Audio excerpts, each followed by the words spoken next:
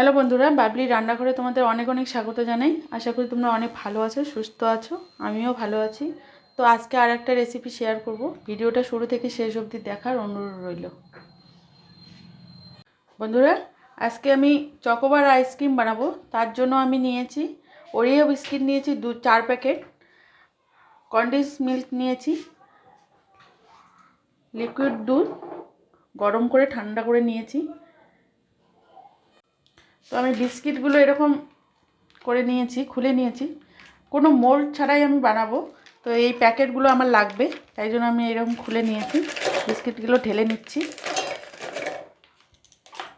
বন্ধুরা, আমি মিক্সিং জারে বিস্কিটগুলো ঢেলে নিয়েছি সবগুলো। এবার এটাকে গ্রাইন্ড করে নেব। বন্ধুরা, আমি বিস্কিটটা সুন্দর করে গ্রাইন্ড করে নিয়েছি একদম। তো এবার আমি কনডেন্স মিল্কটা দিয়ে দিচ্ছি। আপনারা চিনি দিতে পারেন, আমি কনডেন্স মিল্কটা দেব, তো চিনিটা দেব না।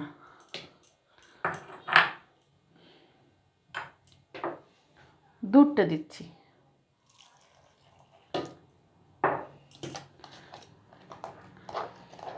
দুধটা একটু বুঝে শুনে দিতে হবে, আর একটু লাগবে।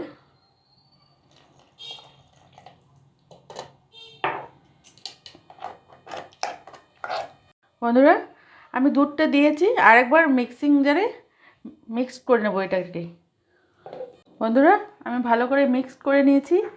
এবার এই বিস্কিটের প্যাকেটটাতে ঢেলে দিচ্ছি।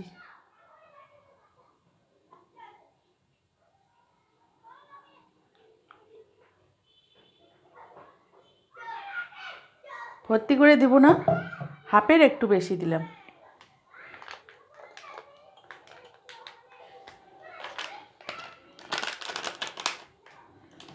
এরকম করে সবগুলোতে ঢেলে নিচ্ছি। বন্ধুরা, আমি সবগুলো ঢেলে নিয়েছি। এবার আমি স্টিকগুলো দিয়ে দিচ্ছি।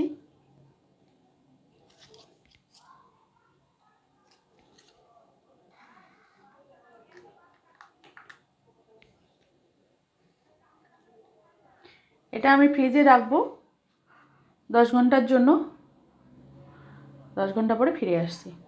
বন্ধুরা, আমি আইসক্রিমগুলো বের করে নিয়েছি, এবার খুলে দেখাচ্ছি।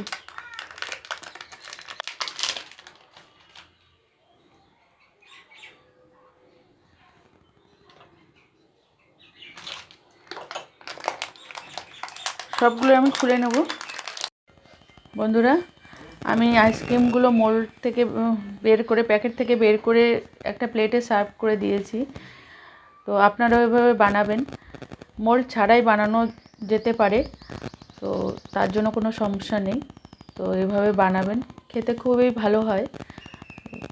আর আমার রেসিপি যদি ভালো লাগে, আমার চ্যানেলটা অবশ্যই সাবস্ক্রাইব করবেন, আমার পাশে থাকবেন।